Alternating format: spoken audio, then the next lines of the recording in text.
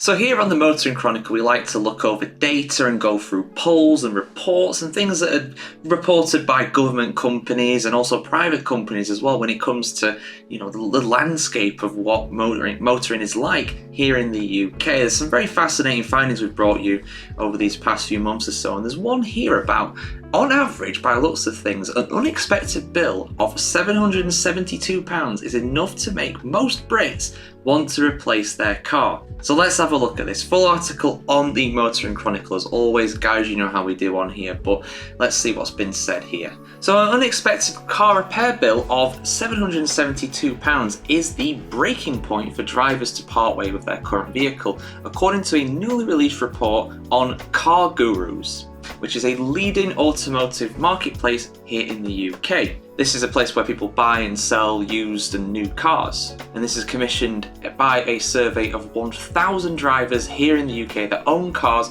without a warranty. It revealed the unexpected problems that would be enough to make Brits consider buying a replacement car rather than repairing their current vehicle, and the average is apparently £772 over an entire year.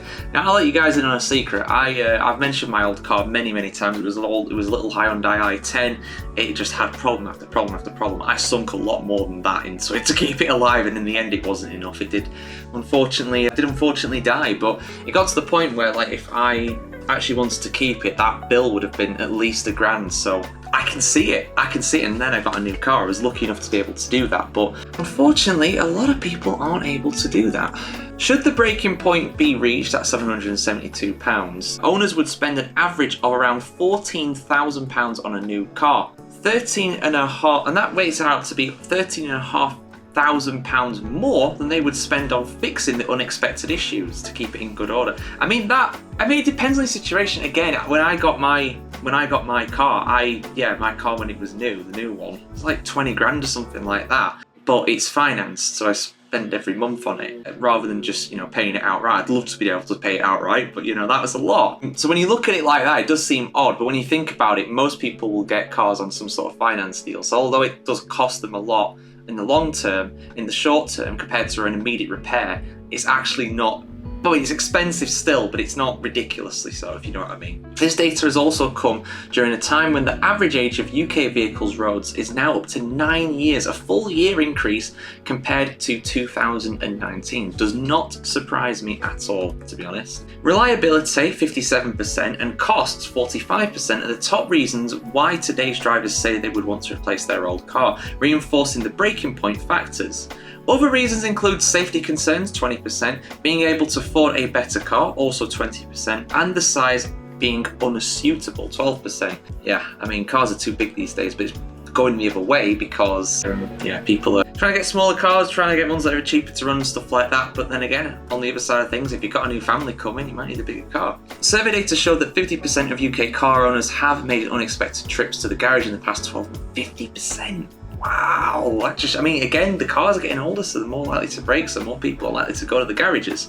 Outside of scheduled servicing and MOTs, UK drivers spend an average of £269 per year on unplanned repairs, according to Car Gurus. This is on top of the £427 spent on average per year on planned maintenance such as servicing and MOTs.